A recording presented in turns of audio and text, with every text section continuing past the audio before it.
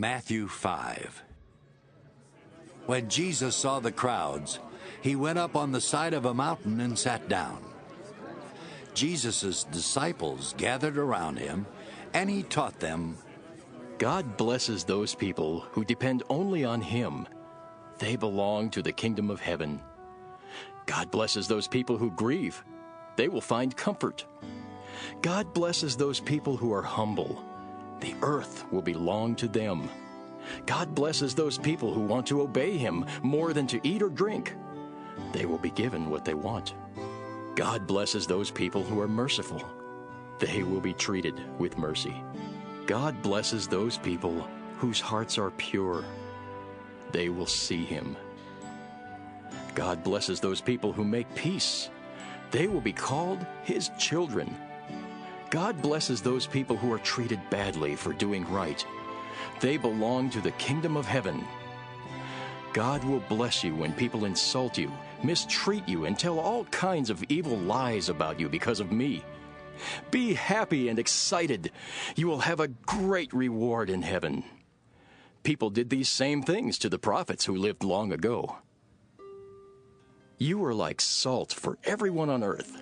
But if salt no longer tastes like salt, how can it make food salty? All it is good for is to be thrown out and walked on. You are like light for the whole world. A city built on top of a hill cannot be hidden, and no one would light a lamp and put it under a clay pot. A lamp is placed on a lampstand where it can give light to everyone in the house. Make your light shine so that others will see the good that you do and will praise your Father in heaven. Don't suppose that I came to do away with the law and the prophets. I did not come to do away with them, but to give them their full meaning. Heaven and earth may disappear, but I promise you that not even a period or comma will ever disappear from the law. Everything written in it must happen. If you reject even the least important command in the law and teach others to do the same, you will be the least important person in the kingdom of heaven. But if you obey and teach others its commands, you will have an important place in the kingdom. You must obey God's commands better than the Pharisees and the teachers of the law obey them. If you don't, I promise you that you will never get into the kingdom of heaven. You know that our ancestors were told, "Do not murder," and "A murderer must be brought to trial." But I promise you that if you are angry with someone, you will have to stand trial. If you call someone a fool, you will be taken to court.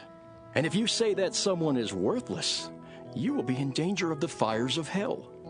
So if you are about to place your gift on the altar and remember that someone is angry with you, leave your gift there in front of the altar. Make peace with that person. Then come back and offer your gift to God.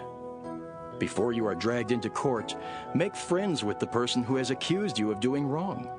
If you don't, you will be handed over to the judge and then to the officer who will put you in jail.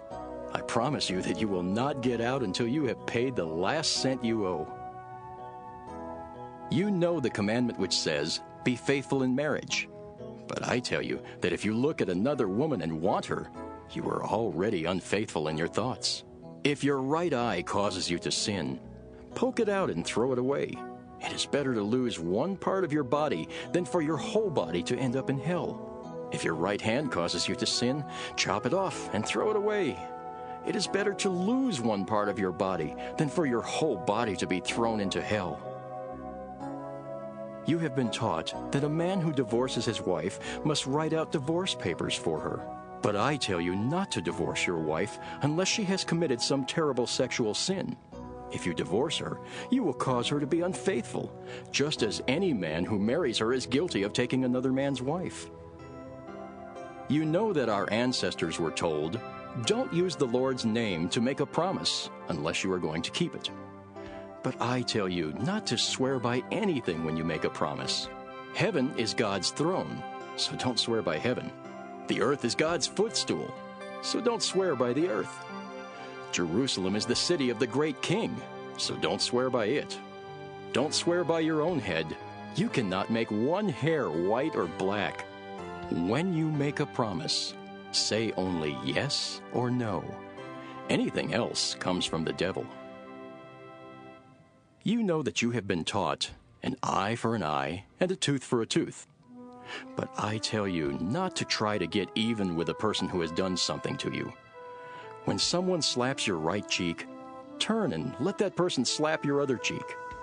If someone sues you for your shirt, give up your coat as well. If a soldier forces you to carry his pack 1 mile, carry it 2 miles. When people ask you for something, give it to them. When they want to borrow money, loan it to them. You have heard people say, love your neighbors and hate your enemies. But I tell you to love your enemies and pray for anyone who mistreats you. Then you will be acting like your Father in heaven. He makes the sun rise on both good and bad people, and he sends rain for the ones who do right and for the ones who do wrong. If you love only those people who love you, will God reward you for that?